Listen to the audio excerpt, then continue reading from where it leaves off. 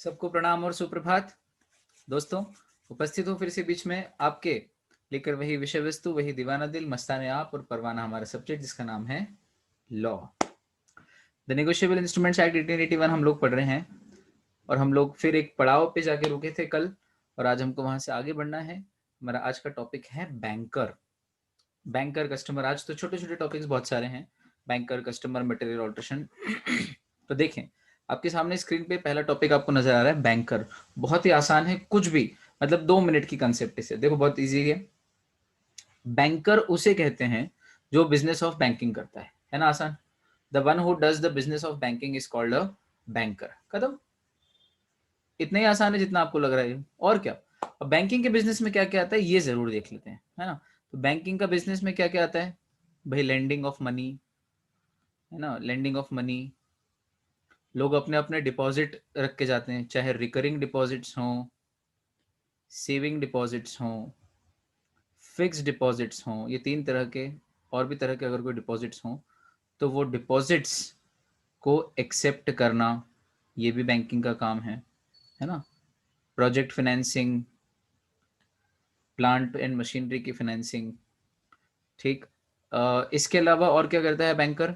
इसके अलावा बैंक आपको चेक बुक इशू करता है, चेक इशू करता है। तो चेक को अगर आपके खाते में पैसा है तो ऑनर करेगा, खाते में पैसा नहीं है तो डिसऑनर करेगा, एटसेट्रा। ये बैंकर के काम है। तो ये सारा बैंकिंग बिजनेस है। Lending money, accepting deposits, financing, cheque honour करना, डिसऑनर करना, चेक बुक इशू करना, ऑनलाइन बैंकिंग की सर्विसेज प्रोवाइड करना, एटसेट्रा एटसेट्रा, पासबुक देना, पासबुक अपडेट करना, बहुत सारे काम है। तो ये सारे काम जो बैंकिंग के काम है, वो जो करता है उसे हम बैंकर कहते हैं। तो banker means a person who does the business of banking is called a banker. ठीक। तो एक आध दो नाम तो बताओ, उसके काम क्या क्या है, मतलब एक दो काम तो बताओ। तो ही एक्सेप्ट डिपॉजिट्स, ऑनर्स या dishonours cheques, discounts, bill of exchanges, या बिल्स ऑफ एक्सचेंज याद करो। बिल्स ऑफ एक्सचेंज को डिस्काउंट कराते हैं हम, कभी आपने सुना होता है। एक ए ने बी पे बिल ड्रॉ किया, सी को दिया, और सी ने वो बिल डिस्काउंट करा लिया बैंक से, है ना, टाइम के पहले। रिटायरिंग अ बिल अंडर रिबेट या डिस्काउंट कराना, ये सारी टर्म्स आपने सुनी हुई है। तो ये काम किससे कराता है? बिल ऑफ एक्सचेंज को डिस्काउंट कराने का काम बैंकर से। तो ये काम भी बैंकर करता है। And provides other financial services. तो ये बैंकर का टॉपिक हुआ, बहुत ईजी है एकदम, गजब का इजी टॉपिक है। अगला है कस्टमर। तो भी देखो यार, कस्टमर के लिए हम ये कहेंगे कि जो कष्ट से मरता हो वो कस्टमर। जो कष्ट से मरे वो कस्टमर। नहीं, ऐसा नहीं, ये तो मजाक की बात है। This was nothing but funny thing. Customer मतलब वो व्यक्ति जो बैंक की सर्विसेज लेता है ना, जो बैंकर की सर्विसेज लेता है, यानी कि अवेल करता है। बैंकर अवेलेबल करता है और उसको अवेल कौन करता है, यानी कि लेता कौन है? कस्टमर। तो बैंकर की सर्विसेज लेने वाला customer, customer. The one who avails the services of the bank is called customer. अब देखो, बैंकर कस्टमर की जब हम बात कर रहे हैं तो सीधी बात है, मेरा खाता अगर एसबीआई में है तो एसबीआई बैंकर है और मैं कस्टमर हूँ। एसबीआई ने मुझे चेक बुक दिया तो मैं कस्टमर हूँ, मैंने एक दिन चेक लिख के दिया, तो एसबीआई को मेरे चेक को ऑनर करना पड़ेगा क्योंकि मेरे खाते में पैसा है, और नहीं है तो डिसऑनर कर देगा। तो ये मेरा और एसबीआई का जो रिश्ता है, ये किसका है? बैंकर कस्टमर का। मैंने पैसे जमा किए एसबीआई में, कल को मुझे जरूरत पड़े तो मैं एटीएम में जाऊंगा, कार्ड लगाऊंगा, पिन डाल लूंगा और पैसे चाहिए, मुझे लगेगा पैसा। तो मैं कस्टमर हूँ बैंक का। तो जो जो सर्विसेज बैंक देता है वो सर्विसेज सारी मैं ले सकता हूँ। This is banker and customer. ये दो बहुत ही अत्यंत इजी पॉइंट्स हम लोगों ने पढ़ लिए। अब आते हैं एक महत्वपूर्ण चीज पे जिसका नाम है मटेरियल ऑल्टरेशन। एक बार बोल के देख लो, मटेरियल ऑल्टरेशन, मटेरियल ऑल्टरेशन। ठीक है। मटेरियल शब्द का क्या अर्थ है? तो देखो बच्चों, मटेरियल शब्द का अर्थ, इंग्लिश का भी टीचर हूँ इसलिए ये बात करने में मज़ा भी आता है कि words have contextual meaning. Words have contextual meaning. शब्दों के, उनके जिस रेफरेंस में वो यूज हुए, जिस कंटेक्स्ट में यूज हुए हैं, उस कंटेक्स्ट के हिसाब से अलग अलग मीनिंग कई बार होते हैं। जैसे यहाँ पे वर्ड है मटेरियल, वैसे मटेरियल शब्द का अर्थ होता है महत्वपूर्ण। मटेरियल शब्द का अर्थ किसी वस्तु को भी हम मटेरियल कहते हैं, मटेरियल नाउन है ना। किसी भी वस्तु का नाम, जैसे अगर कपड़े की बात करो तो आप पूछते हो कपड़ा कौन से मटेरियल से बना है भैया, शिफॉन है कि जॉर्जेट है कि सिल्क है कि कॉटन है। तो भाई सूट दिखाना, सूटिंग का कपड़ा, लेकिन उसका मटेरियल अच्छा होना चाहिए, वेलवेट होना चाहिए। तो ये मटेरियल यानी कि वस्तु, उसकी क्वालिटी टाइप्स है ना, वस्तु। और मटेरियल का अर्थ महत्वपूर्ण या सिग्निफिकेंट भी होता है। तो दो मीनिंग है मटेरियल के, सिग्निफिकेंट यानी कि महत्वपूर्ण, और दूसरा वस्तु, anything, any thing, quality types, in a way, ऐसा अर्थ लगाना, क्वालिटी या थिंग काइंड ऑफ। तो यहां हम कौन सा अर्थ लगाएं मटेरियल का, सिग्निफिकेंट यानी महत्वपूर्ण, या वस्तु, प्रकार, क्वालिटी किसी चीज की।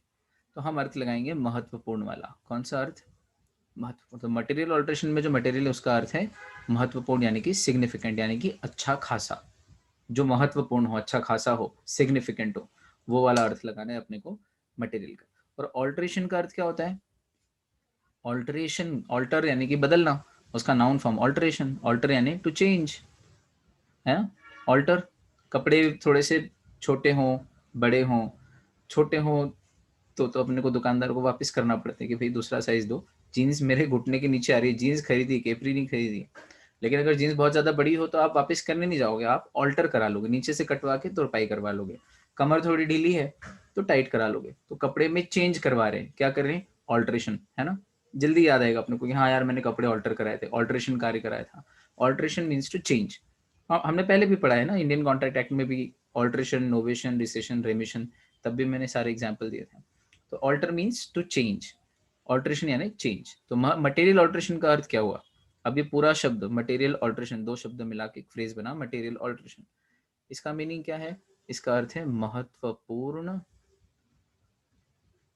बदलाव या महत्वपूर्ण परिवर्तन, चेंजेस। कितने महत्वपूर्ण, इतने महत्वपूर्ण बदलाव कर देना किसी भी नेगोशिएबल इंस्ट्रूमेंट के ऊपर कि जब वो ओरिजिनली इशू हुआ था, ओरिजिनली जब वो इशू होने के बाद जो कह रहा था, चेंजेस करने के बाद अब वो कुछ और ही कह रहा है, अब उससे कुछ और ही अर्थ निकल रहा है, उसकी लैंग्वेज ही बदल गई है। तो ओरिजिनली जो वो स्पीक यानी जो बोलता था, बोलता मतलब बोलता तो है नहीं, इंस्ट्रूमेंट लिखा हुआ ही रहता है। ओरिजिनली जो उसके ऊपर लिखा था, उससे जो वो बोलता था इंस्ट्रूमेंट, वो जो अर्थ बताता था, अब after the change in the instrument वो कुछ और ही अर्थ बता रहा है, वो कुछ और ही कह रहा है। उसके अर्थ बदल गए हैं, उसके मायने बदल गए हैं, पार्टीज के कैरेक्टर या आइडेंटिटी बदल गई है, अमाउंट बदल गया है, डेट बदल गई है, प्लेस बदल गई है। ऐसा कुछ चेंज, ऐसा कुछ चेंज जो अब इंस्ट्रूमेंट कुछ और ही कह रहा है पहले जो वो कहता था उससे, इसे हम कहते हैं मटेरियल ऑल्ट्रेशन। देखो एग्जांपल देता हूं आपको, मजेदार।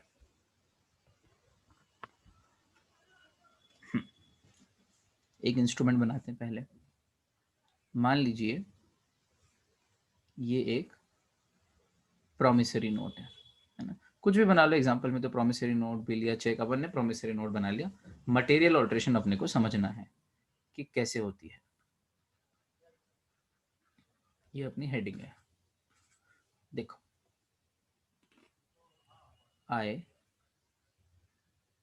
promise to pay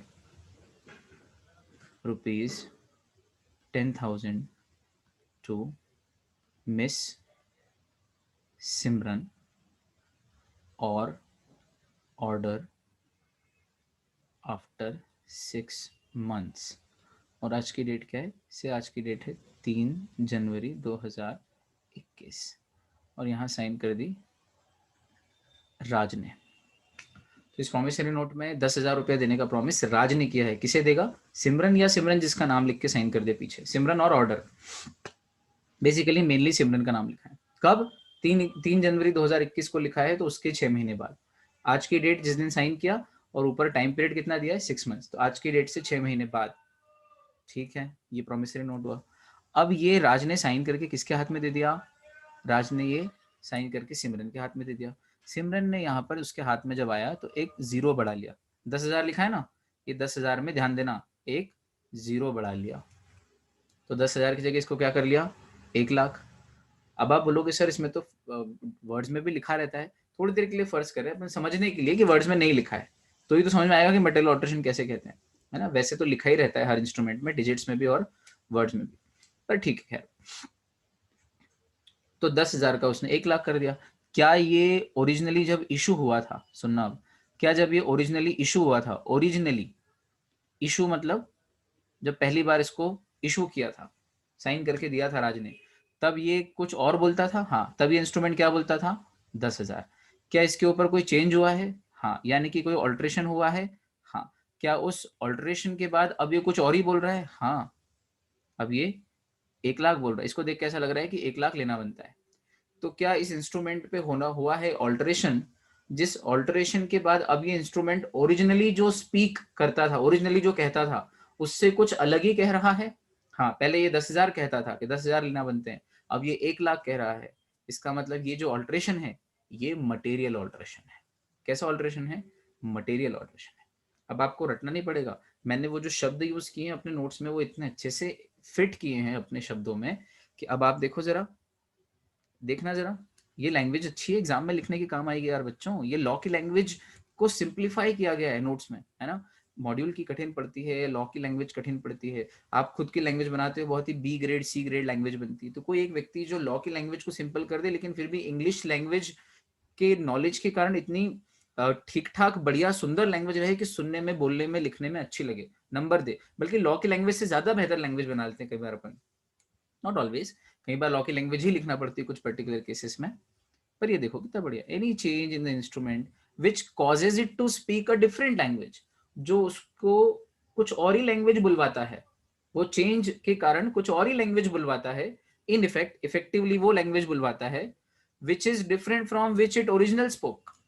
different language यानी different from what it original spoke. Originally जो वो कहता था उससे कुछ और डिफरेंट लैंग्वेज ही बोलने में आ रही है अब इंस्ट्रूमेंट के, कुछ और ही कह रहा है इंस्ट्रूमेंट। या आगे क्या लिखा है? और विच चेंजेस द लीगल आइडेंटिटी और कैरेक्टर ऑफ द इंस्ट्रूमेंट, है ना। प्रोमिसरी नोट को बिल बना दिया तो उसका आइडेंटिटी बदल दी, या पार्टीज के कैरेक्टर बदल दी, ड्रॉअर को ड्रॉई बना दिया, ड्रॉई को ड्रॉअर बना दिया, जिसको लेना बनता था उसको देनदार बना दिया, जिसको देना बनता था उसको लेनदार बना दिया। मतलब डेटर क्रेडिटर की पोजीशन ही चेंज कर दिया आपने ऑल्ट्रेशन करके दिमाग से। तो ऐसा कुछ भी जिसमें पार्टीज की रिलेशनशिप या इंस्ट्रूमेंट का कैरेक्टर या इंस्ट्रूमेंट की लीगल आइडेंटिटी चेंज हो जाए, या इंस्ट्रूमेंट जो कहता था वो बात अब कुछ और ही कह रहा है आफ्टर द चेंज, तो समझो उस इंस्ट्रूमेंट पे क्या हुआ है? मटेरियल ऑल्ट्रेशन हुआ है। सीधी बात, अगर कम शब्दों में कह दे सार में, तो क्या कहोगे sir? Material alteration is equal to any significant change in the character, identity और language of the instrument from what it originally spoke. फिर से कह दू, any change or alteration in the language, identity, character, etc. of the instrument which changes its course, या which changes the language from what it originally spoke। ठीक है, चलो simple language में और सिंपल कर दिया इसको। देखो ये तो एक एग्जांपल हुआ, इस एग्जांपल में हमने क्या चेंज किया था? इस एग्जांपल में हमने अमाउंट चेंज किया था, है ना। अमाउंट ऑल्ट्रेशन का एग्जांपल था ये, कि 10,000 का क्या कर लिया?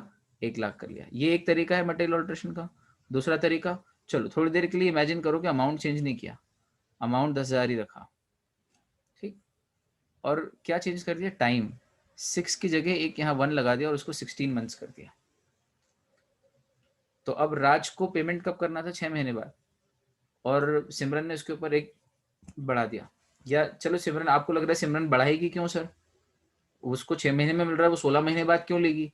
चलो ऐसा करते हैं कि उसने 6 महीने का चेंज करके कुछ 6 को ऐसा 5 कर दिया, और यहाँ तो 0 ही था, 6 का 5 कर दिया। है तो ऑल्ट्रेशन ना। मतलब आपने क्या बदला? टाइम ड्यूरेशन बदला।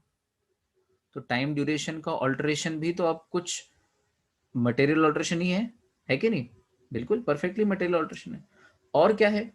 और देखो, हो सकता है कि वो यहाँ 6 महीने ही रहने दे, यहाँ की डेट बदल दे। इसको 3 को 8 करना बहुत आसान है, ये 3 को 8 कर दिया। अब 8 कर दिया तो एटलीस्ट 5 दिन तो बढ़ ही गए। 8 जनवरी से 6 महीने, 3 जनवरी पे लिखा है, वहां से 6 महीने 3 जुलाई को होते, ठीक, लेकिन 8 जनवरी कर दिया, 3 का 8 कर दिया, तो अब ऑटोमेटिकली आगे 3 जुलाई की जगह 8 जुलाई इसकी ड्यू डेट हो गई, तो 5 दिन तो बढ़ गए ना, यहाँ भी तो टाइम ड्यूरेशन ही चेंज हुआ एक तरीके से, ये भी एक तरीका हो सकता है, ठीक। तो ऐसे बहुत सारे तरीके, नीचे सारे तरीकों पे डिस्कस करने वाला हूँ मैं आपके साथ अभी। समझ में आया मटेरियल ऑल्टरेशन किसको कहते हैं? इंस्ट्रूमेंट की भाषा ही बदल देना जो वो पहले कहता था, या कैरेक्टर आइडेंटिटी बदल देना, पार्टीज के आपस में रिलेशन बदल देना, उसे कहते हैं मटेरियल ऑल्टरेशन। अब आप पूछोगे कि सर मटेरियल ऑल्टरेशन का इफेक्ट क्या होता है? मटेरियल ऑल्टरेशन का इफेक्ट तो वो मैं बताऊंगा लास्ट में, एकदम लास्ट में। पहले ये तय कर लो कि मटेरियल ऑल्टरेशन किस किस को कहते हैं और किस किस को नहीं कहते हैं, ये तय करते हैं। फिर आखिरी में अपन ये डिसाइड करेंगे कि मटेरियल ऑल्टरेशन अगर कोई करता है तो उससे इंस्ट्रूमेंट पे इफेक्ट क्या पड़ता है, उस पर बात करेंगे। अब हमारी हेडिंग है अगली, what is material alteration, is पे स्ट्रेस देना, और दूसरा what is not material alteration, is not पे स्ट्रेस देना। मतलब क्या क्या करना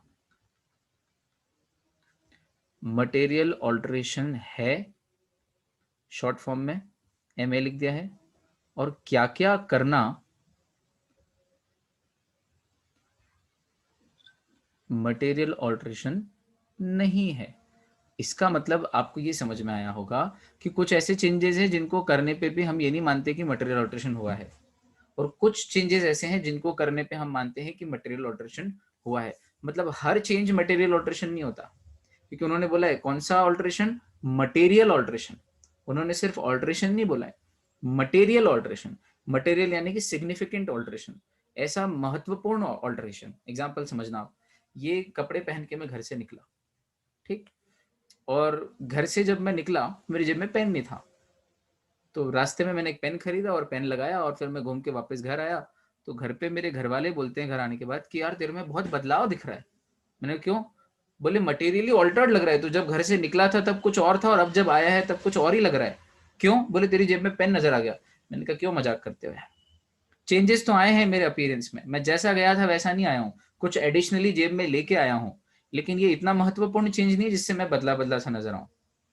तो ऑल्ट्रेशन तो हुआ है लेकिन मटेरियल ऑल्ट्रेशन नहीं हुआ है मेरे अपीयरेंस में। लेकिन मैं घर से निकला, रास्ते में मुझे एक सैलून दिखा, तो वहां पे मैंने ब्लेजर वेजर उतार के सैलून में बैठ गया, बाल वाल कटवा लिए, दाढ़ी वगैरह बनवा ली, मूछ ट्रिम करा लिए, और बाल की हेयर स्टाइल ही चेंज कर ली, एकदम यूं यूं खड़े खड़े बाल स्पाइक्स कर लिए हैं। और फिर मैंने ब्लेजर उतार दिया, रास्ते में एक टी शर्ट खरीदी, और फिर फिट फैट एकदम टी शर्ट पहन के, है ना, और फिर वापस घर आया। तो घर में आया तो घर वाले बोलते यार तू गया था जब तो अलग ही था, एकदम प्रोफेशनल, आया तो एकदम हंक लग रहा है, मतलब एकदम डूड टाइप लड़का लग रहा है। ये तेरे अंदर एकदम मटेरियल ऑल्टरेशन है। हाँ, ये एक्सेप्टेबल है क्योंकि ये ऑल्टरेशन हुआ है, और ये ऐसा ऑल्टरेशन है जिससे मेरी पर्सनैलिटी चेंज्ड नजर आ रही है। लॉजिक समझ में आया? हर ऑल्टरेशन ऑल्टरेशन मतलब हर ऑल्टरेशन मटेरियल ऑल्टरेशन नहीं होता, इसलिए there are certain kind of alteration जो ऑल्टरेशन तो है लेकिन मटेरियल ऑल्टरेशन नहीं है। इसलिए लिस्ट पता लगना जरूरी है कि वो कौन कौन से ऑल्टरेशन है जो ऑल्टरेशन मटेरियल ऑल्टरेशन कहलाएंगे, और वो कौन से ऑल्टरेशन है जो ऑल्टरेशन तो है लेकिन फिर भी उनको मटेरियल ऑल्टरेशन नहीं मानेंगे, इतना महत्वपूर्ण ऑल्टरेशन नहीं मानेंगे, ठीक। और आखिरी में मजा आएगा जब हम ये जब तय कर लेंगे कि मटेरियल ऑल्टरेशन इसको बोलते हैं और मटेरियल ऑल्टरेशन इसको नहीं बोलते हैं, दोनों ही ऑल्टरेशन है लेकिन एक मटेरियल है और एक इमटेरियल है। अपन बोलते हैं ना, मैंने कहा मैंने तेरी जेब से 1 रुपया निकाल लिया, तो तू क्या कहेगा? तो बच्चा कहेगा कि अरे सर क्या बात कर रहे हो, 1 रुपया तो मेरे लिए बहुत इमटेरियल है, this is very immaterial. Immaterial मतलब इनसिग्निफिकेंट, अमहत्वपूर्ण, जिसका कोई महत्व नहीं है, नेग्लिजिबल। शब्दों का खेल यार, है ना, लॉजिक इससे बनता है शब्दों से। तो मटेरियल ऑल्टरेशन क्या है और वो कौन से ऑल्टरेशन है जो मटेरियल नहीं है, ये हम फाइनली पढ़ने वाले हैं। प्रवेश द्वार हमको समझ में आ गया, तो अंदर प्रवेश करने में मजा आएगा। चलो प्रवेश करते हैं। तो क्या क्या मटेरियल ऑल्टरेशन है? तो देखो, ऑल्टरेशन रिगार्डिंग, वो सारे ऑल्टरेशन जो इनसे रिगार्डिंग हो यानी कि इनसे रिलेटेड हो, ये सारे मटेरियल ऑल्टरेशन हैं। मटेरियल ऑल्टरेशन हैं, हैं, हाँ हैं। चलो, तो पहला डेट, डेट बदलना मटेरियल ऑल्टरेशन है। दूसरा टाइम ऑफ पेमेंट, ऊपर एग्जांपल दिया था मैंने आपको, डेट बदल दी, 3 की 8 कर दी, material alteration. Time of payment 6 महीने की जगह 5 महीने कर दिया, material alteration. Place of payment, place of payment बदलना भी मटेरियल ऑल्टरेशन है। पूछो कैसे? तो देखो, मान लो ये प्रोमिसरी नोट है, इसमें बहुत सारी चीजें आखिर में नीचे यहाँ पे राज ने साइन किए। I promise to pay to Simran ₹10,000 after 6 months at Jaipur. ठीक, और यहाँ पे डेट वेट डाल दी DDMM YYYY। ठीक है भैया। अब देखो सिमरन को ये दे दिया राज ने साइन करके। अब सिमरन रहती है जोधपुर में और राज ने लिखा है कि मैं जयपुर में 6 महीने बाद पेमेंट करूंगा। राज जयपुर में रहता है तो राज चाहता है कि सिमरन जयपुर आके पेमेंट ले, तो राज ने प्रोमिसरी नोट पे जयपुर लिख दिया। अब सिमरन को बड़ा आलस आ रहा है 6 महीने बाद जयपुर जाके लेने में, तो सिमरन ने क्या करा, इंस्ट्रूमेंट में बड़ी बारीकी से बड़ी चतुराई से JA का JO करा, यहाँ पे बीच में D लगाया, ये H करा। देखो आप, मैं सिखा नहीं रहा हूँ बेईमानी करना, पर बता रहा हूँ कितनी आसानी से, कुछ काटापिटी भी ज्यादा नहीं दिखेगी। और जयपुर का जोधपुर कर दिया, जगह थी थोड़ा सा प्लेस किया, जयपुर का जोधपुर बना दिया। अब इसका क्या अर्थ हो गया कि सिमरन को राज पेमेंट करेगा 6 महीने बाद जोधपुर जाके, जबकि ओरिजिनली क्या लिखा था कि सिमरन राज से पेमेंट प्राप्त करेगी, राज पेमेंट करेगा, जयपुर में सिमरन को आना पड़ेगा लेने। तो सब कुछ चेंज हो गया, प्लेस ऑफ पेमेंट चेंज हो गई। ये क्या है, ये मटेरियल ऑल्टरेशन है, बिल्कुल है। आया समझ में कैसे प्लेस चेंज हो सकती है? बच्चा इंटेलिजेंट है। सम पेएबल यानी कि अमाउंट, सम यानी अमाउंट चेंज का भी एग्जांपल अपन ने देखा था, 10 लाख का 1 लाख कर दो, 4,000 का 40,000 करना बहुत आसान है ना, डिजिट और वर्ड दोनों में। देखो यहाँ पे 4,000 लिखा था ऐसा, और वर्ड्स में लिखा था FOURTHOUSAND 1000 ओनली। अब देखो, अब कितना आसान है, यहाँ पे एक जीरो बढ़ा दो और यहाँ धीरे से TY कर दो। वैसे 40 की स्पेलिंग में यू नहीं आता, FORTY होती है, लेकिन थोड़ी बहुत स्पेलिंग मिस्टेक तो चली जाती है, कोई भी ध्यान नहीं देता चेक वेक में। इवन बैंकर को नहीं आती कई बार। बच्चों से मैं पूछता हूँ 12th की स्पेलिंग, तो बच्चे ऐसे लिखते हैं 12th, जबकि 12th की स्पेलिंग होती है TWELFTH, ये स्पेलिंग होती है, तो F खाई जाते हैं। फिर भी तो अपन बच्चा 12th लिखता है तो चला ही लेते हैं। वैसे बैंकर भी कई बार 40,000 की स्पेलिंग में अगर FORTY की जगह FOURTY हो तो चला लेता है। तो चला लेता है तो कितनी गड़बड़ हो जाएगी। मटेरियल ऑल्टरेशन अगर चल गई तो 4,000 का पेमेंट होना चाहिए था और उसमें 36,000 और ऐड हो जाएंगे अपने आप, और 40,000 का पेमेंट कर देगा। मतलब ये 36,000 जो नहीं देने थे ये भी पेमेंट हो जाएगा आपके बैंक खाते से। सोचो कितना बड़ा ऑल्टरेशन है ये, कितना महत्वपूर्ण ऑल्टरेशन है ये, छोटा मोटा ऑल्टरेशन नहीं। ये कैसा ऑल्टरेशन है? An alteration which is material. अब सर पता लग जाए तो क्या होगा, उसका इफेक्ट क्या है वो तो मैं बताने वाला हूँ, लास्ट में इफेक्ट बताऊंगा आपको। चलो, मटेरियल ऑल्टरेशन। चलो भाई, अगला है opening the a crossed cheque. Opening a crossed cheque. अब देखो ये जैसे चेक है, ठीक, और इस चेक पे लिखा है pay to Akshay, signed by mister Kumar, bank SBI, cheque number 123456, account number जो भी है 11 डिजिट 12 डिजिट, और यहाँ पर रुपीज हाउ मच से 10,000, यहाँ पे DDMMYYY। ये हो गया। अब आप देखो चेक को क्रॉस कैसे करते हैं, तो क्रॉस का अर्थ ये नहीं है ना, आप जानते हो ये वाला क्रॉस नहीं है। क्रॉस मतलब ये क्रॉसिंग होता है चेक का, ये साइड में ऊपर 2 लाइन खींच देना, इसको क्रॉसिंग। तो ये चेक ऑलरेडी क्रॉस्ड है क्या? हाँ, ऑलरेडी क्रॉस्ड है। तो इस क्रॉस को ओपन कैसे करेंगे? जब ये क्रॉसिंग को ऐसे काट देंगे और लिख देंगे ओपन, ऐसा कुछ लिख देंगे, क्रॉसिंग ओपन या क्रॉसिंग कैंसल्ड या ओपन द चेक, ऐसा लिख देंगे। तो इसका मतलब क्या हुआ कि जो क्रॉस्ड चेक था इसको ओपन कर दिया, यानी कि इसकी क्रॉसिंग हटा दी, अर्थात दैट इज क्रॉसिंग हटा दी। ये जो क्रॉसिंग हटा दी है इसे मटेरियल ऑल्टरेशन कहेंगे। क्यों कहेंगे? क्योंकि क्रॉस्ड चेक ज्यादा सेफ रहता है, ये तो आपको मालूम है। अगर चेक क्रॉस्ड हो यानी कि उसके ऊपर साइड में ये 2 लाइन खिंची हुई हो, ध्यान दो लाइन खींच रहा हूँ वापस, ये 2 लाइन अगर खिंची हुई हो तो क्रॉस्ड चेक बड़ा ही सेफ होता है। इसका पेमेंट गलत हाथ में नहीं जाएगा, सीधे सीधे बैंक अकाउंट में इसका पेमेंट जाएगा। तो गलत व्यक्ति के बैंक अकाउंट में अगर चला जाएगा तो पैसा वापस भी ट्रांसफर करा सकते हो। हाथ में तो किसी के जाना ही नहीं, इसका पेमेंट सीधे बैंक खाते में ही जाएगा, है ना। इसका मतलब क्रॉस्ड चेक सेफ है, ज्यादा सेफ है। और आप क्रॉस्ड चेक की क्रॉसिंग ओपन कर रहे हो, क्रॉस्ड चेक जो कि सेफ है अपने आप में, उसकी क्रॉसिंग ओपन कर रहे हो कि नहीं इसको अनक्रॉस्ड बना दो, तो क्रॉस्ड चेक को अनक्रॉस करना यानी कि उसकी क्रॉसिंग हटा देना, ये तो गलत है। क्यों क्यों गलत है? क्योंकि अभी आपका चेक सेफ है, क्रॉस्ड है, और आप उसको क्या बना रहे हो? रिस्कियर, रिस्क बढ़ा रहे हो, you are increasing the risk. और चूंकि आप इंक्रीज कर रहे हो रिस्क, इसलिए ये चलेगा नहीं, इसे हम मटेरियल ऑल्ट्रेशन बोलेंगे। क्रॉस किए हुए चेक की क्रॉसिंग हटाना, ये एक मटेरियल ऑल्ट्रेशन है, क्योंकि चेक को सेफ्टी से रिस्क पे लेके जा रहे हो, सेफर से रिस्कियर बना रहे हो। क्योंकि ओपन चेक के मुकाबले क्रॉस चेक सेफ होता है, ओपन चेक थोड़ा रिस्की होता है। एंड ओपन चेक में जिसका नाम लिखा है उस व्यक्ति की जेब से गिर जाए और उसी नाम के किसी दूसरे व्यक्ति को मिल जाए तो वो भी जाके पेमेंट ले सकता है, वो रिस्की थोड़ा है। जबकि क्रॉस चेक तो एकदम सेफ है। तो सेफ मोड से अनसेफ पे लाना इज अ मटेरियल ऑल्ट्रेशन, है ना। बहुत बढ़िया। आगे देखो, अगला है रिलेशनशिप बिटवीन पार्टीज चेंज करना। रिलेशनशिप बिटवीन पार्टीज कैसे चेंज करते हैं, इसका भी एग्जांपल बनाओ। तो ये अपन कर रहे हैं अच्छे से पूरे इंडिया में, ढूंढ लेना कहीं पे भी इससे बेटर, है ना। इसलिए बोल रहा हूँ ताकि आपको गर्व रहे, गर्व होना बहुत जरूरी है ना। हमें इंडिया पे गर्व है, we are proud of our country, तो इसमें कोई बुराई नहीं है ना। गर्व होने से आत्मविश्वास बढ़ता है, घमंड नहीं होना चाहिए बस, है ना। घमंड से दूर रहना, बहुत कोसों दूर रहना। चलो भाई, तो ये एक बिल ऑफ एक्सचेंज है, मान लो एग्जाम्पल ले रहा हूँ बिल ऑफ एक्सचेंज का। अब इसमें क्या करा, ये ड्रॉ किया है मिस्टर माथुर ने, MATHUR, माथुर ने मिस्टर मल्होत्रा के ऊपर, ठीक है। माथुर कौन है? माथुर है DRAWER, मल्होत्रा है DRAWEE, ठीक। ड्रॉअर, ड्रॉई। पेई कौन है? मिस्टर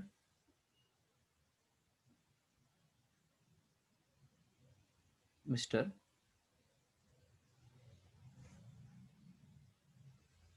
मनीष, ऐसा कर लेते हैं, मनीष नाम का व्यक्ति,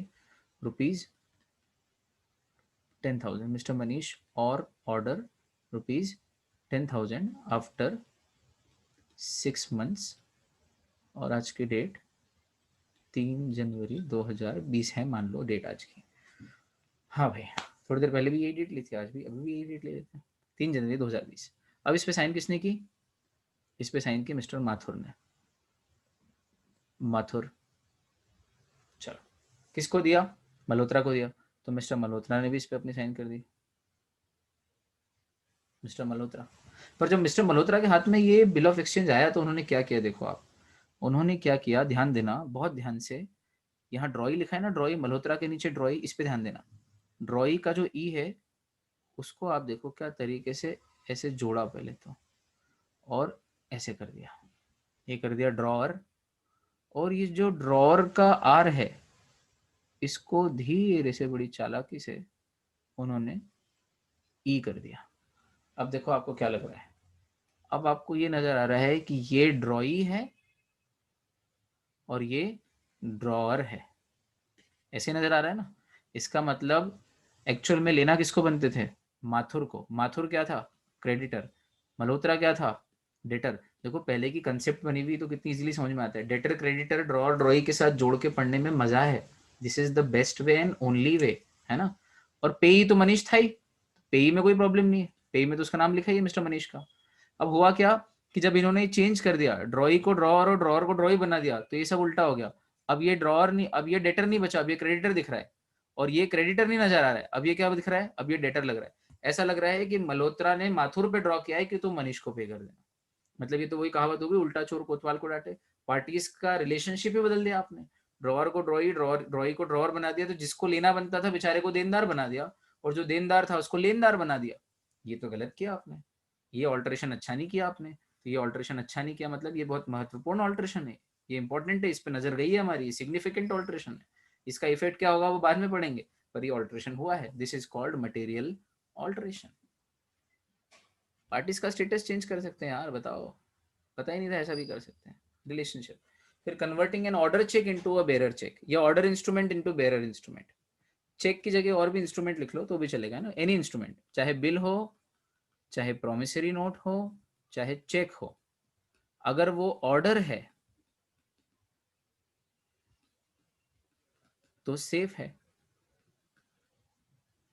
अगर वो बेयरर है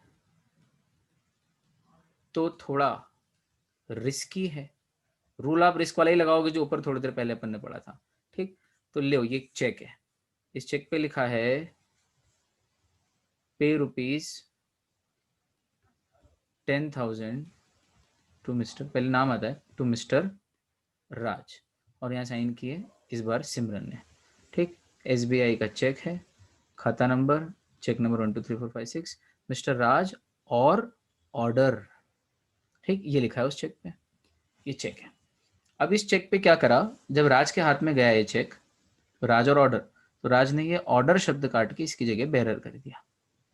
ऑल्ट्रेशन किया है क्या? हाँ ऑल्ट्रेशन किया है। ऑल्ट्रेशन क्या, कौन सा वाला किया है? ऑर्डर को काट के उसकी जगह बेरर लिखा है। तो ऑर्डर तो सेफ होते हैं। अब देखो order instrument, bearer instrument, classification वाला दिन। ऑर्डर में क्या होता है कि जब आपको नेगोशिएट करना हो तो पीछे जिसको नेगोशिएट करना है उसका नाम लिखो और साइन करो।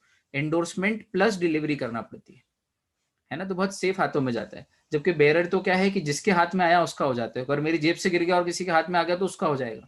तो बेरर थोड़ा रिस्की होता है, ऑर्डर सेफ है। बेरर ऑर्डर में ऑर्डर ज्यादा सेफ है ना, वही क्रॉसिंग वाला रूल जो अपन को सेफ और रिस्क वाला लगाना था, तो वो रूल कार्डिनल प्रिंसिपल बन गया यहाँ पे। ऑर्डर इंस्ट्रूमेंट सेफ होते हैं, बेरर इंस्ट्रूमेंट थोड़े से रिस्की होते हैं। तो आप ऑलरेडी जो सेफ इंस्ट्रूमेंट है उसकी सेफ्टी घटा के और उसको ऑल्टर करके रिस्कियर बना रहे हो, ये ऑल्ट्रेशन थोड़ी चलेगा यार। इसका मतलब कन्वर्टिंग एन ऑर्डर इंस्ट्रूमेंट काट के into bearer instrument is a material alteration. रटने की जरूरत ही नहीं है, कंसेप्चुअल। ऑर्डर इंस्ट्रूमेंट को चाहे बिल हो, प्रोमिसरी नोट हो, चेक हो, यहाँ पर सिर्फ चेक लिख दिया अपन ने, लेकिन आप चेक तक सीमित मत रहना। कन्वर्टिंग एन ऑर्डर इंस्ट्रूमेंट यानी कि तीनों इंस्ट्रूमेंट आ जाएंगे यहाँ पे, बिल, प्रोमिसरी नोट, चेक। पहली बात, प्रोमिसरी नोट तो काट के अगर बेरर करोगे तो इनवैलिड ही हो जाएगा, क्योंकि भारत में बेरर के नाम पे प्रोमिसरी नोट चलता ही नहीं है ना।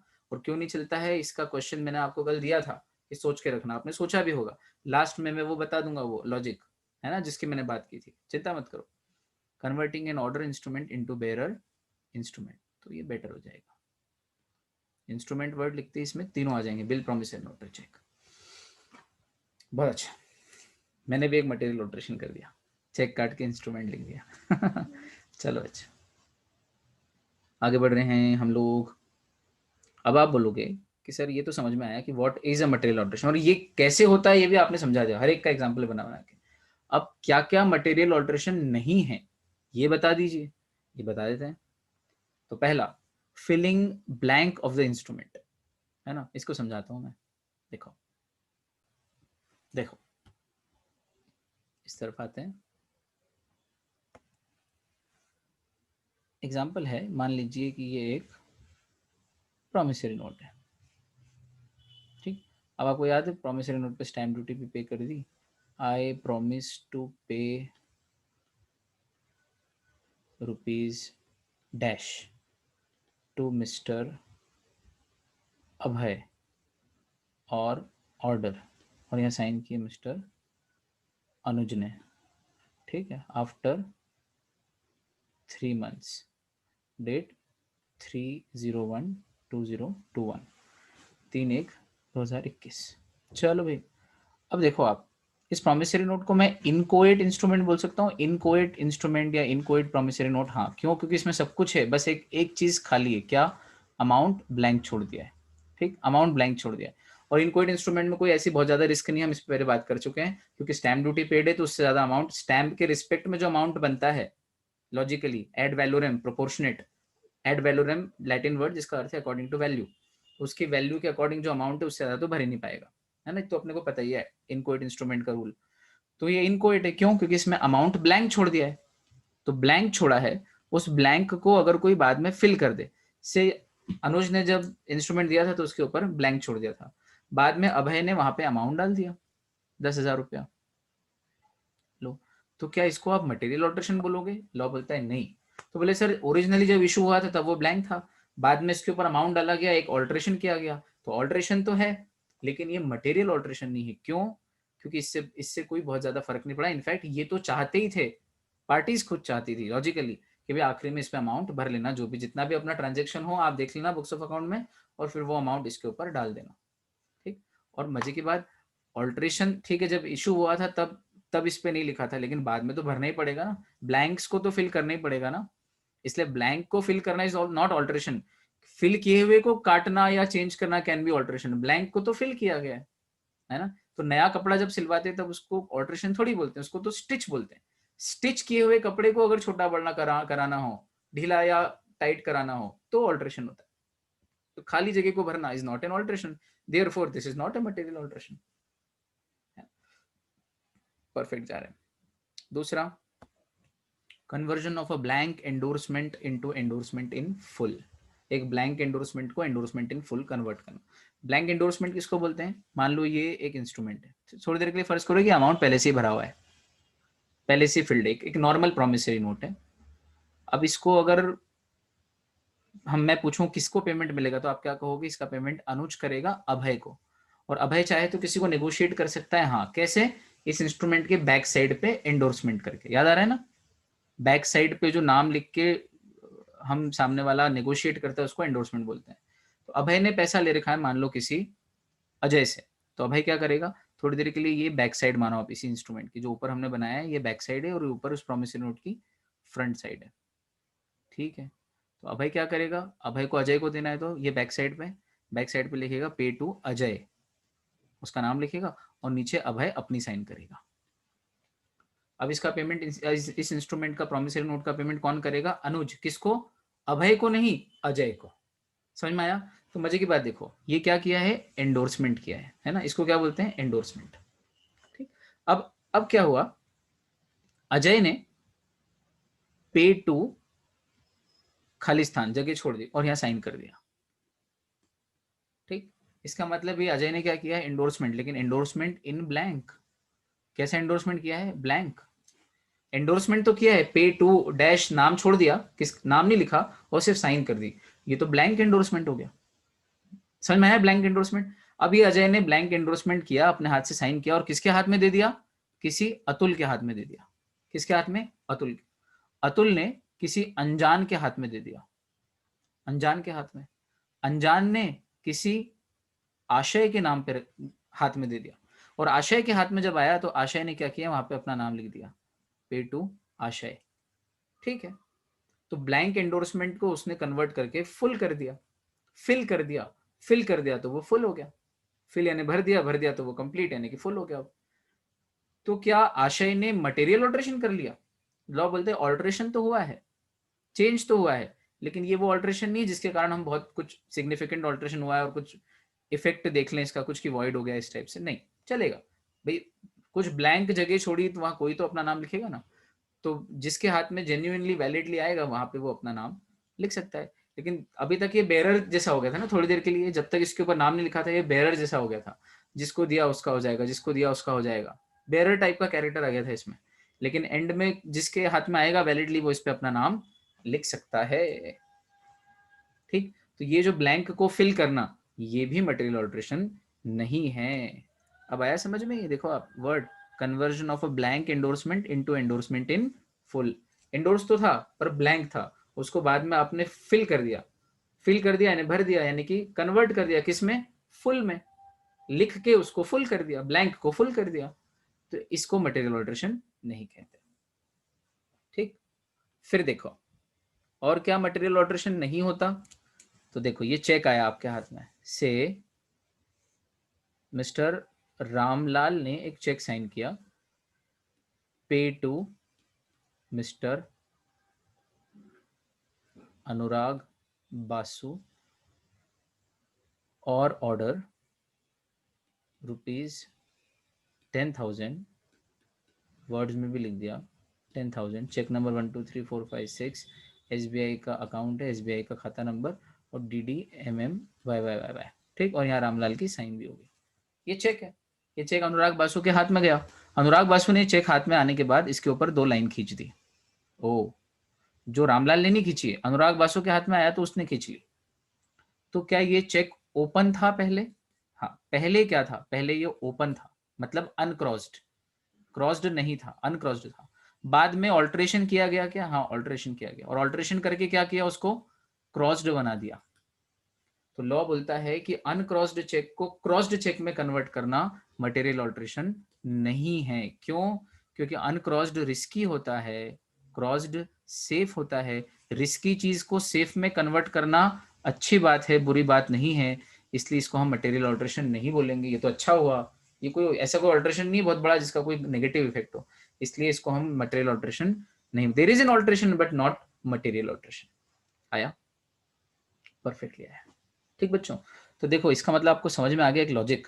एक लॉजिक याद रख लेना बच्चे, रिस्की से सेफ में जाना, रिस्की से सेफ बनाना,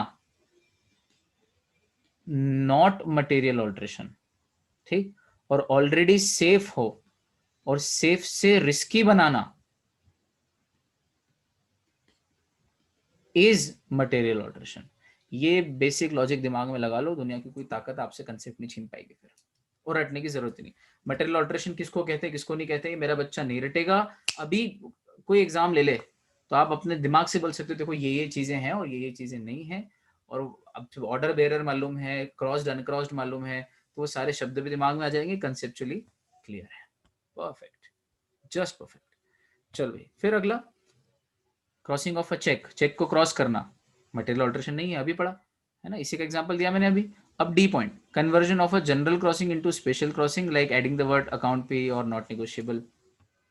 अब देखो, अब क्रॉसिंग ऑलरेडी, थोड़ी देर के लिए एक एग्जांपल और लो कि एक चेक है, वो ऑलरेडी क्रॉस्ड है। ठीक, ये चेक है और ये चेक ऑलरेडी क्रॉस्ड है। ठीक है, बाकी सब तो लिखा हुआ है ही चेक पे। अब ये जो चेक था ये जनरल क्रॉसिंग था, जनरल क्रॉसिंग मतलब जिसपे 2 लाइन खींची हुई।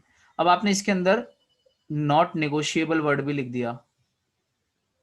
ठीक, या फिर नॉट नेगोशिएबल की जगह आपने इसमें किसी बैंक का नाम लिख दिया, से पीएनबी क्रॉसिंग के अंदर, या आपने अकाउंट पे वर्ड लिख दिया। तो ये जनरल क्रॉसिंग था और आपने इसको कुछ, अगर कुछ चीजें ऐड भी कर दी, इसमें कुछ चीजें ऐड कर दी है ना, एडिशन कर दिया, जिससे ये और ज्यादा सेफ हो गया, और थोड़ा सेफ हो गया, और सेफर, कंपैरेटिवली सेफर हो गया, तो इसे भी मटेरियल ऑल्ट्रेशन नहीं बोलते। ठीक, ऑब्वियसली रिस्क से सेफ्टी पे जाओ तो मटेरियल ऑल्ट्रेशन नहीं होता। ऑलरेडी क्रॉस था मतलब सेफ ही था, सेफ को और सेफ बना दिया, इसलिए मैंने यहाँ सेफर किया, सेफ को और सेफ बना दिया, कुछ और एक्स्ट्रा वर्ड लिख दिए जिनसे और उसकी सेफ्टी बढ़ गई, तो वो फिर मटेरियल ऑल्ट्रेशन नहीं है। ऑल्ट्रेशन तो है पर मटेरियल ऑल्ट्रेशन नहीं है। फिर है भैया, देखो देखो, अरे ये यहाँ पे cancelling the word bearer and making the cheque payable to order. अब यहाँ पे भी चेक की जगह इंस्ट्रूमेंट वर्ड ही कर लो, कोई इंस्ट्रूमेंट हो चाहे, अगर वो ऑलरेडी बेरर है और बेरर को काट के ऑर्डर करो तो ये तो अच्छी बात है ना, याद आ रहा है? फिर लिख देता हूं, order instruments, order instruments safe होते हैं, बेरर इंस्ट्रूमेंट्स थोड़े से रिस्की होते हैं, थोड़े, फिर भी इशू होते हैं, ऐसा नहीं कि नहीं होते हैं। ठीक, तो ऑर्डर से बेरर बनाना यानी सेफ से रिस्क पे जाना, लेकिन ऑलरेडी कोई इंस्ट्रूमेंट पहले से बेरर और उसको ऑर्डर बनाना, ज्यादा आगे चले गए, बेरर से ऑर्डर बनाना, ये तो अच्छी बात है। तो ऑर्डर से bearer banana is material alteration. Chart देखो, बेरर से order banana not material alteration. तो देखो जरा क्या है पॉइंट,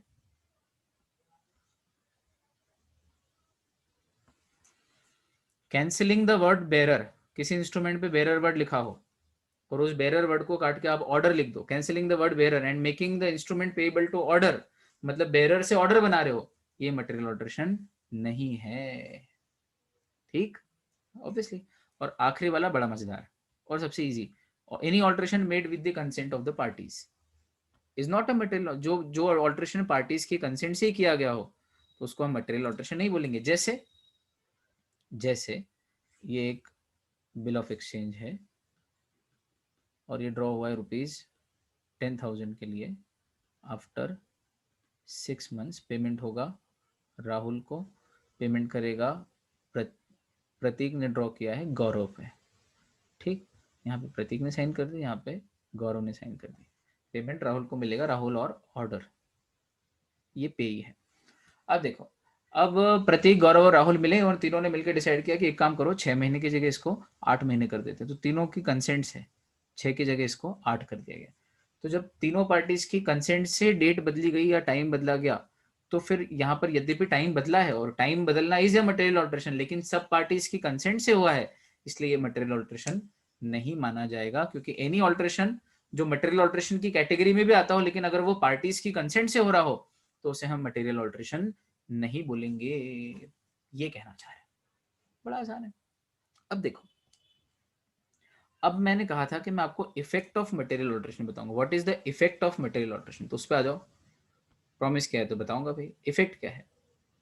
तो देखो यहाँ पे लिखता हूँ अलग से, बढ़िया व्यवस्थित। इफेक्ट ऑफ मटेरियल ऑल्ट्रेशन, ये एल है alteration. Any material alteration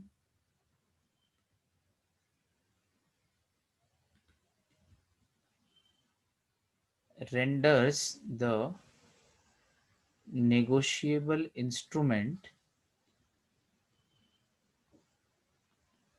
void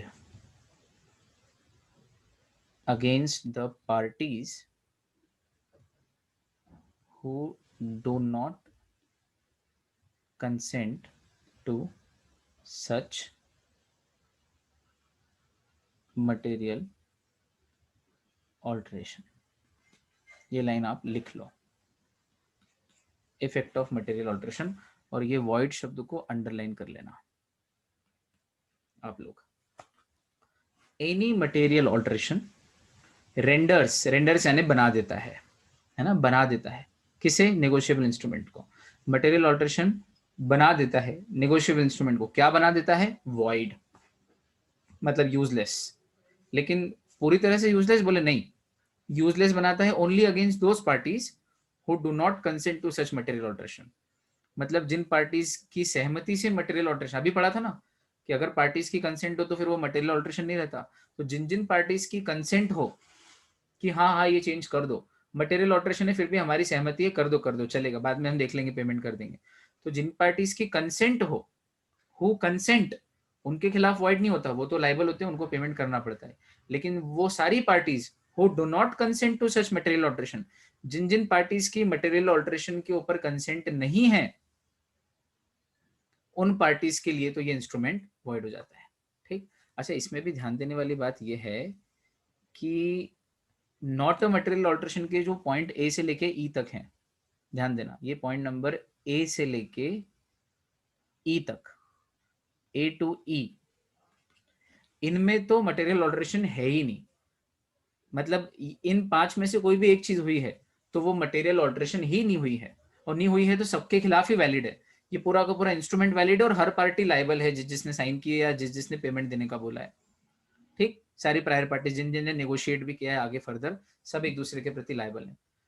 ठीक, लेकिन जो एफ वाला पॉइंट है, alteration made with the consent of the parties, वो ये कह रहा है कि जो जो मटेरियल ऑल्ट्रेशन है, इधर वाले देखो, ठीक, इस तरह का भी कोई ऑल्ट्रेशन अगर हुआ हो ए से लेके जी तक, लेफ्ट हैंड साइड पे ए से लेके जी तक जो दिए हुए व्हाट इज मटेरियल ऑल्ट्रेशन, अगर इन ए टू जी तक के पॉइंट वाला भी कोई ऑल्ट्रेशन हो, लेकिन अगर वो पार्टीज की कंसेंट से हुआ हो तो वो मटेरियल ऑल्ट्रेशन नहीं माना जाएगा। लेकिन मजे की बात है, कौन सी पार्टीज के लिए वो मटेरियल ऑल्ट्रेशन नहीं होगा, जिनकी कंसेंट है। इसका मतलब ए से लेके जी तक लेफ्ट हैंड साइड पे जो what is a material alteration वाले पॉइंट है, उनमें से कोई चीज ऑल्टर करो और उस ऑल्ट्रेशन पे मान लो किसी इंस्ट्रूमेंट पे नेगोशिएट हुआ, फिर आगे नेगोशिएट हुआ, आगे नेगोशिएट हुआ, ऐसे 5-7 पार्टीज नेगोशिएशन के बाद हो गई। तो ओरिजिनली तो उसपे से 3 पार्टीज थी, ड्रॉ ड्रॉई पे, और पीछे वो 3-4 लोगों के नाम पे अलग अलग टाइम पे एंडोर्स हुआ है। तो 4 पीछे की और 3 आगे, कुल 7 पार्टीज हैं। इन 7 पार्टीज में से अगर किन्हीं 2 पार्टीज ने अपनी कंसेंट नहीं दी कि नहीं हम ये चेंजेस कर रहे हो, फिर हमारी जिम्मेदारी नहीं है, तो मजा ये है कि बाद में वो 2 पार्टीज उस इंस्ट्रूमेंट पे लाइबल नहीं है, लेकिन बची हुई 5 पार्टीज लाइबल होंगी। ऑल्ट्रेशन हुआ इंस्ट्रूमेंट पे, डेट बदली, अमाउंट बदला, प्लेस बदली, रिलेशनशिप बदली, कुछ भी बदला आपने, और अगर सब पार्टीज रेडी हैं, 7 में से सिर्फ 2 रेडी नहीं है, 2 की कंसेंट नहीं है, तो उन 2 के लिए ये इंस्ट्रूमेंट वॉइड है, उनको इस इंस्ट्रूमेंट पे कोई लाइबिलिटी नहीं है। पर जिन 5 ने हाँ भरी है, कंसेंट दी है, उन 5 के लिए ये मटेरियल ऑल्ट्रेशन नहीं है, और उनके पॉइंट ऑफ व्यू से ये इंस्ट्रूमेंट वॉइड भी नहीं है, ये इंस्ट्रूमेंट वैलिड है, ये कहना चाह रहे हैं। आगे पीछे ऊपर नीचे का सब चीज कनेक्ट करके हम लोग इस निष्कर्ष पे पहुंचे कि लाइन क्या लिखें। देखो ये लिखना कितना गलत होगा कि material alteration makes the instrument void. एक तो एकदम प्लेन भाषा, material alteration makes the instrument void, खत्म। मुझसे बोलो 2 में से मैं आधा नंबर दूंगा इसको, 2 में से 2 चाहिए। मान लो उन्हें सिर्फ इतना सा पूछा, मटेरियल ऑल्ट्रेशन समझाओ 5 नंबर, also tell what is the effect of material alteration, ये 2 नंबर। तो कुल 7 नंबर का क्वेश्चन है, जिसमें फर्स्ट पार्ट 5 नंबर का, सेकंड पार्ट 2 नंबर का।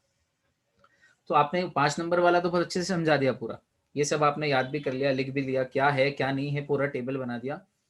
आखिरी में जब इफेक्ट लिखने की बारी आई तो आपने लिखा material alteration makes the instrument void. गलत। हर मटेरियल ऑल्ट्रेशन इंस्ट्रूमेंट को वॉइड थोड़ी करता है। कई बार मटेरियल ऑल्ट्रेशन होने के बावजूद भी इंस्ट्रूमेंट वॉइड नहीं होता है। क्यों? क्योंकि अगर उस मटेरियल ऑल्ट्रेशन को पार्टीज कंसेंट दे दें तो वो मटेरियल ऑल्ट्रेशन ही नहीं रह जाता है, इसलिए वो वैलिड बन जाता है। इसलिए भाषा बहुत सोच समझ के लिखनी पड़ती है लॉ में, कठिन वर्ड नहीं लिखने पड़ते, बस सोच समझ के लिखना पड़ता है। तो क्या लिखेगा बच्चा? ये लिखेगा जो मैंने आपको लिखवाया। क्या लिखेगा? Any material alteration renders the instrument void, void बना देता है, लेकिन आगे क्या? Only against the parties who do not consent to such material alteration. यानी कि the parties who consent to such material alteration, against them the instrument is valid. ये इसका इनडायरेक्ट मीनिंग है, जो लिखने की जरूरत नहीं, इतने में ही काम हो जाएगा जो लिखा है। This is how things should be read, learnt, written, and then marks is a cakewalk. Marks आना क्या बड़ी बात है, मैंने लिया आप भी लियोगे, क्या बड़ी बात, ऑल इंडिया रैंक आएगी। चलो भैया आया समझ। अब आप पूछोगे कि सर आपने कल एक लॉजिक का बोला था, वो लॉजिक दे दो प्लीज, हमारे पेट में बटरफ्लाइज हो गई हैं, क्या लॉजिक है? तो कुछ नहीं बेटा, याद करो मैंने कहा था आपसे कि bill of exchange, promissory note और चेक, ठीक। और यहाँ हमने बनाए थे order time, order demand, bearer time और बेरर डिमांड। याद आ रहा है टेबल? हाँ याद आ रहा है। और याद करो बिल ऑफ एक्सचेंज 1 2 3 तरह से बनता है, प्रॉमिसरी नोट 1 2 तरीके से बनता है, अगले 2 तरीकों से नहीं बनता, और चेक, चेक जहाँ जहाँ टाइम है उस तरीके से नहीं बनता है, और जहाँ जहाँ डिमांड है उस तरीके से बनता है। अब मैंने कहा था कि bill of exchange payable to bearer on demand, वो टेबल रिपीट कर दिया मैंने एक बार।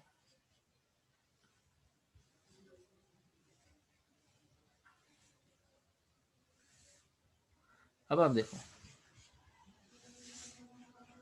Bill of exchange payable to bearer on demand, जिसमें बेरर और डिमांड दोनों कैरेक्टर एक साथ हों। एग्जाम्पल बनाऊं? मान लो ये बिल ऑफ एक्सचेंज है, इस पे लिखा है पे टू मिस्टर राज और बेरर ₹10,000 ऑन डिमांड। यहाँ लिखा है सिमरन ड्रॉअर और बाऊजी ड्रॉई। तो सिमरन ने बाऊजी को आदेश दिया है कि राज को या बेरर, या तो राज या जो ले आए उसको, बेरर मतलब जो ले आए उसको, तो या तो राज या फिर राज जिसको दे दे और जो ले आए उसको, और वो भी जब मांगे तब। मतलब एक तो ये बेरर भी है और ऊपर से डिमांड भी। समझ में आया बेरर डिमांड कैसे हुआ एक साथ? तो ये बेरर भी और डिमांड भी, और ये बिल ऑफ एक्सचेंज है। तो लॉ बोलता है कि ये इस तरह के बिल ऑफ एक्सचेंज भारत में ड्रॉ ही नहीं हो सकते। क्यों? क्योंकि बेरर और ऑन डिमांड तो करेंसी हो जाएगा, तो देश में तो पैरेलल करेंसी हो जाएगी। एक आरबीआई चला रही है और एक अंबानी चला देगा पैसे वाला। अंबानी इतने सारे बिल ऑफ एक्सचेंज का ड्रॉई बन जाएगा कि तुम मेरे ऊपर बिल ऑफ एक्सचेंज ड्रॉ करो, मैं साइन कर दूंगा ड्रॉई बन के, एक्सेप्ट कर लूंगा और चला दो। और वो बिल ऑफ एक्सचेंज दे दे के लोग चीजें खरीदने लग जाएंगे। वो जैसे पैसे दे के खरीदते हैं, वैसे अंबानी की मार्केट में गुडविल अच्छी है, तो भाई ये तो करेंसी का काम करने लग जाएगा। लोग बिल ऑफ एक्सचेंज, अंबानी के साइन किए हुए बिल ऑफ एक्सचेंज दे दे के माल खरीदने लग जाएंगे, देश में पैरेलल करेंसी बन जाएगी। तो ये तो ठीक बात नहीं है। इसलिए बेरर के नाम पे बिल ऑफ एक्सचेंज करो इशू, लेकिन उसका एक टाइम पीरियड हो कि भाई उस टाइम के पीरियड के बाद वो, जैसे बेरर टाइम होता तो चलता है। यहाँ पे लिखा है पे टू मिस्टर राज और बेरर, और यहाँ ऑन डिमांड जो है लिखा है, डिमांड की जगह देखो आफ्टर 6 मंथ्स कर देते तो चलता, आफ्टर 1 ईयर करते तो भी चलता। तो सर अब ये बेरर के नाम पे है तो 1 साल तक तो ये करेंसी बन सकता है ना, ठीक है, पर इनफाइनाइट टाइम करेंसी तो हमेशा इनफाइनाइट टाइम के लिए भी करेंसी रह सकती ना, पर यहाँ इन्फिनिटी तो नहीं है ना। 6 महीने है, ठीक है, 6 महीने तक के तो ये बिजनेस ट्रांजेक्शन है, इधर उधर घुमाते रहो, नेगोशिएट करते जाओ, 6 महीने चलेगा, साल भर चलेगा, 2 साल चलेगा। लेकिन आप उसको ऑन डिमांड कर दो तो नहीं चलेगा, तब तो वो पैरेलल करेंसी बन जाएगा, देश में फिर आरबीआई और आरबीआई के छपे हुए नोटों की कीमत ही क्या रह जाएगी। ये लॉजिक, ठीक। तो फिर आप पूछोगे कि सर इस लॉजिक से तो प्रोमिसरी नोट बेरर के नाम पे इशू करते ही नहीं है ना। यही लॉजिक था तब भी कि भाई करेंसी बन जाएगा वो तो, क्योंकि करेंसी में भी प्रॉमिस होता है, प्रोमिसरी नोट में भी प्रॉमिस होता है, और करेंसी में जो लिखा रहता है वो बेरर लिखा रहता है, नोट पे लिखा रहता है ना, I promise to pay the bearer a sum of ₹20,000, तो प्रॉमिस भी है और बेरर भी है, तो हम प्रोमिसरी नोट बेरर के नाम पे छापेंगे तो वो करेंसी जैसा हो जाएगा। तो ये लॉजिक तो वहां भी लगाया था, और बिल ऑफ एक्सचेंज में भी आपने वही लॉजिक लगाया है कि भाई एक तो डिमांड कर दिया तो जब चाहे तब मांगने आ जाएगा व्यक्ति, साल 2 साल 5 साल 10 साल बाद, तो तब तक तो चलता ही रहेगा वो करेंसी जैसा।